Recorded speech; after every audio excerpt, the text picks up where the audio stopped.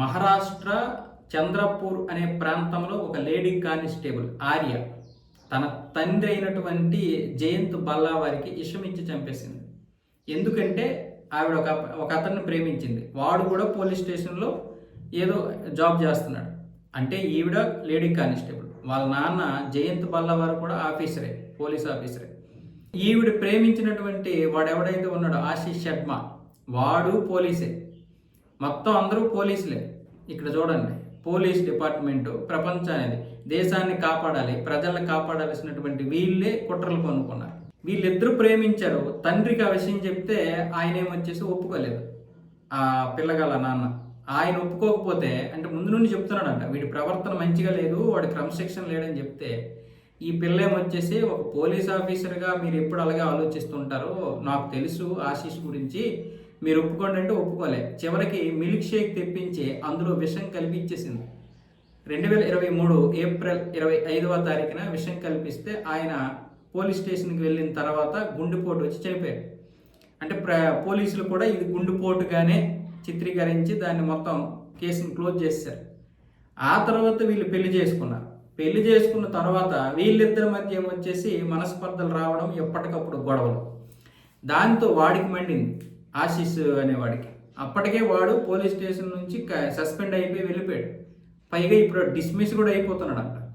So ఆవిడేంటి, నువ్వు క్రమశిక్షణ రాహిత్యంగా ఉంటావు, నేను డిస్మిస్ కూడా చేసిస్తే నువ్వు ఎలాగా ఇంకేం బ్రతుకుతావు, నన్ను ఏం పోషిస్తావు, మనం ఏదో కలలు కన్నాం కదా అన్న విధంగా ఆవిడ రోజు మాట్లాడడం, వాడు ఈవిడే రోజు తవ్వులాడటం. దాంతో వాడికి ఒళ్ళు మండి ఏం చేశాడంటే పోలీస్ స్టేషన్కి వెళ్ళిపోయి 2023 ఏప్రిల్ 25న చనిపోయినటువంటి జయంత్ బల్లా వారు మా మాయగారే, వాళ్ళ అమ్మాయిని నేను చేసుకున్నాను, కాకపోతే మా ప్రేమకు ఒప్పుకోలేదని వాళ్ళ అమ్మాయి నేను ఇద్దరం కూడా, అంటే మా ఆవిడే నేను ఇద్దరం కూడా చంపేసాము విషమిచ్చి.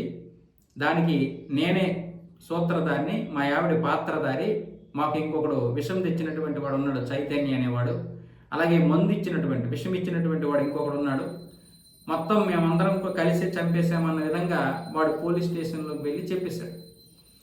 ఈవిడ్ని, వాడిని, ఆ చైతన్యని, విషమమినోడిని, నలుగురిని తీసుకొచ్చి ఇప్పుడు బొక్కలో పెట్టేశారు. జీవితం ఏమైంది? ధర్మాన్ని నమ్ముకోకపోతే ఏమవుద్ది?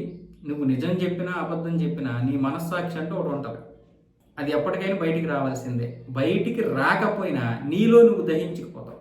ఒకవేళ అమ్మాయి అరెస్ట్ కాకపోయినా, వాడు పోలీసులకి చెప్పకపోయినా, వీడి ప్రవర్తన ఇప్పుడు చూసిన తర్వాత ఇలాంటి వాడి కోసం నా తండ్రిని చంపేశానా అని ఒక పశ్చాత్తాపం ఉంటుంది కదా, అది దహించుకుపోతుంది.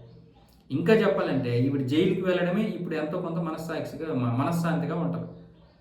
కేరళలో కూడా ఒక ముస్లిం వ్యక్తి 20 సంవత్సరాల క్రితం ఇద్దరిని చంపేశాడట. ఆ విషయం ఇప్పుడు పోలీస్ స్టేషన్కి వచ్చి చెప్పాడు. ఎందుకు చెప్పాడు అంటే, నా మనసు దహించుకుపోతుంది, నేనేం చేయాలో అర్థం కాలేదు, పోలీసులు ఎంత ఇచ్చేసినా నన్ను పట్టుకోలేకపోయారు, 10 సంవత్సరాల తర్వాత ఆ కేసు క్లోజ్ చేశారు, ఆ ఆధారాలు లేకుండా నేను అలా చేశాను, కానీ నా మనస్సాక్షి మాత్రం ఒప్పుకోలేదు అన్న విధంగా వచ్చాడు.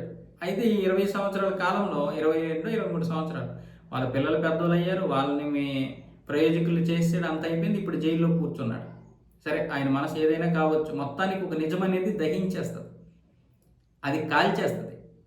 అది ఎప్పటికీ కూడా మనల్ని ప్రశాంతంగా ఉండనివ్వదు. ప్రపంచానికి తెలియకపోవచ్చు, కానీ మనము ఎలాంటి నరకం అనుభవిస్తున్నాం అనేది మనకు తెలుస్తుంది. అందుకే కన్న తండ్రిని నువ్వు చంపేస్తావా, చంపేసి పెళ్లి చేసుకుంటావా? అదేం పెళ్ళి అది? మీకు ఏదో అంతగా ఇది ఉంటే తండ్రిని ఇంకా నయానా భయానా ఒప్పించాలి, లేకపోతే మీరు ఇంకా లేచిపోయిన వెళ్ళిపోవాలి. పోలీసులు కాబట్టి మీరే 10 మందికి చెప్పాల్సినటువంటి వారు ఇలాంటి తప్పులు చేస్తే ఇంకా మిగతా వాళ్ళ పరిస్థితి ఎలా ఉంటుంది?